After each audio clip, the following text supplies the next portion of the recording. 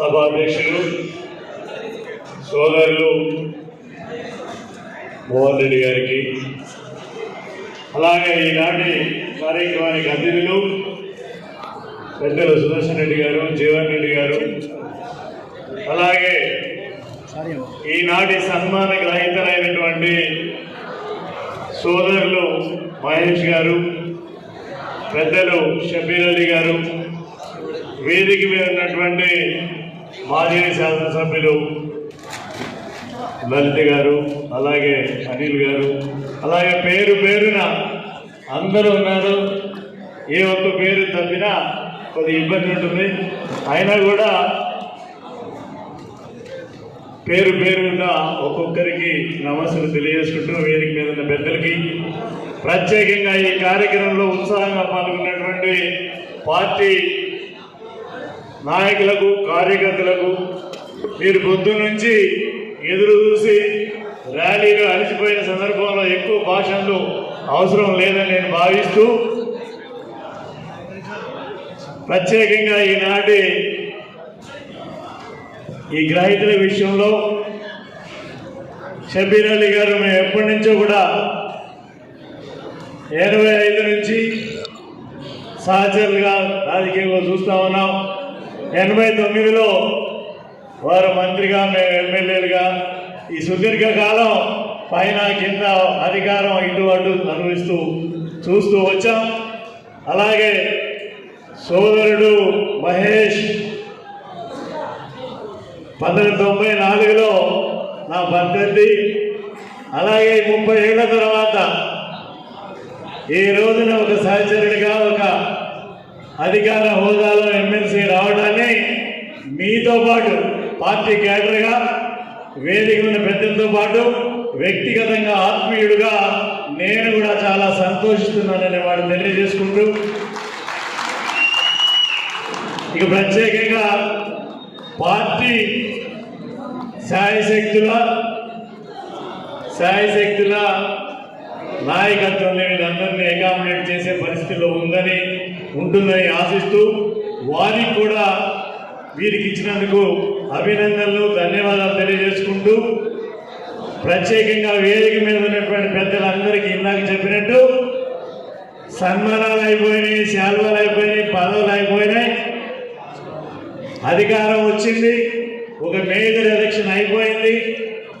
కాబట్టి మీ బాధ్యత అంతా వీలైనంత వరకు కూడా మోసేటువంటి బాధ్యత వేదిక మీద ఉన్నటువంటి పెద్దలు తీసుకోవాలని, తీసుకుంటారని ఆశిస్తూ, అలాగే మరో ఎలక్షన్ తప్పని పరిస్థితుల్లో పార్లమెంట్ ఉంది కాబట్టి, అది తప్పని ఎన్నికలు కాబట్టి, కీలకమైన ఎన్నికలు కాబట్టి, దేశ స్థాయిలో ప్రభావితమయ్యి ఈ రాష్ట్ర రాజకీయాల్ని కూడా నిర్దేశించేటువంటి ఎన్నికలు కాబట్టి, అందరూ కలిసి పైన కింద అటు కార్యకర్తలు, ఇటు నాయకులు అందరూ కలిసి రేపు వచ్చేటువంటి అభ్యర్థుల్ని గెలిపించుకుని మరో సవాల్ని స్వీకరించాల్సినటువంటి పరిస్థితి కూడా ఉంది. నాకు గట్టిగా నమ్మకం ఉంది, మొన్నటి ఎన్నికలు చూసిన తర్వాత, రాష్ట్రంలో జరిగిన పరిణామాలు చూసిన తర్వాత తప్పకుండా కూడా మన తెలంగాణ, ఉత్తర తెలంగాణ ప్రాంతంలో, నిజామాబాద్ లాంటి ప్రాంతాల్లో కూడా వాస్తవాలు గ్రహించి ఈ 2 నెలల నుంచి ఎన్నో వాస్తవాలు బయటకు వస్తూ ఉన్నాయి. అంతకుముందు ఎవరైనా విమర్శించిన వాళ్ళని ఏదో ఒకటి ఎత్తి ప్రతి విమర్శ చేసేవాళ్ళు. ఒకళ్ళు కాంగ్రెస్ అనో, ఇంకొకటి ఇంకో పార్టీ అనో, మరొకళ్ళు మాట్లాడితే ప్రతిదాన్ని తెలంగాణకు వ్యతిరేకంగా మాట్లాడేటువంటి పరిస్థితి తీసుకొచ్చి ఈ అధికారాన్ని కొంతవరకు కొనసాగించడం జరిగింది. ఈ రోజున ఎవరు ఎన్ని చెప్పినా ఒక్కొక్కటి వాస్తవాలు బయటకు వస్తూ ఉన్నాయి. బ్రహ్మాండంగా దేశ చరిత్రలోనే, ప్రపంచ చరిత్రలోనే బ్రహ్మాండమైనటువంటి అని చెప్పుకున్నటువంటి కాళేశ్వరం ఎవరూ కూడా మనం చెప్పినా నమ్మేటువంటి పరిస్థితి కాదు. నేచర్ ఏదైతే ఉందో, ఈ యొక్క నేచరే మరి కుంగిపోయినటువంటి పరిస్థితిని ఎలక్షన్ ముందు రావడంతో కాళేశ్వరం పేరు ఎత్తడానికి కూడా అంత డబ్బాలు పలిగినటువంటి ఈ ప్రభుత్వ నాయకులు కానీ, పార్టీ కానీ ఆ పేరు ఎత్తడానికి మాట్లాడడానికి భయపడే పరిస్థితి మీకు ఒకసారి నేను గుర్తు చేస్తా ఉన్నాను.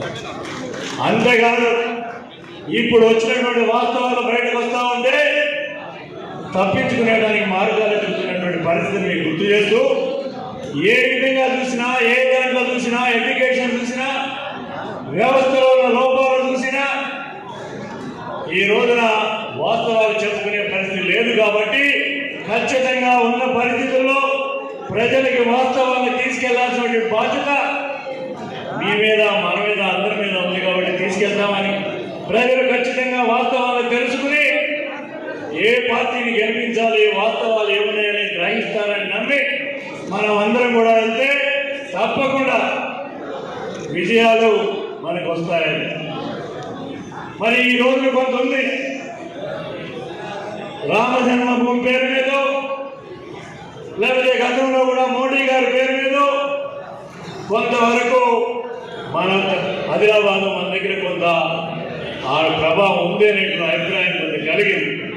కానీ వాస్తవాలు బయటకు వచ్చిన తర్వాత ఎవరు ఏమిటి, ఏ పార్టీ, ఏ పరిస్థితి, ఏ నాయకుడు ఏమిటి అని వచ్చిన తర్వాత ప్రజలు అర్థం చేసుకుంటారు. చెప్పకపోతే మనం ఫెయిల్ అవుతామనే ఉద్దేశంతో మన బాధ్యతను మాత్రం చెప్పాలని, ప్రజల మీద నమ్మకంతో ముందుకు వెళ్ళాలని కోరుకుంటూ, మంచిని ఆశిస్తూ మరొకసారి పార్టీ తరఫున, మీ తరఫున సహకరించిన అందరికీ కూడా వారికి మరి అభినందనలు తెలియజేసుకుంటూ, పార్టీకి కూడా ధన్యవాదాలు తెలియజేసుకుంటూ సెలవు తీసుకుంటాం.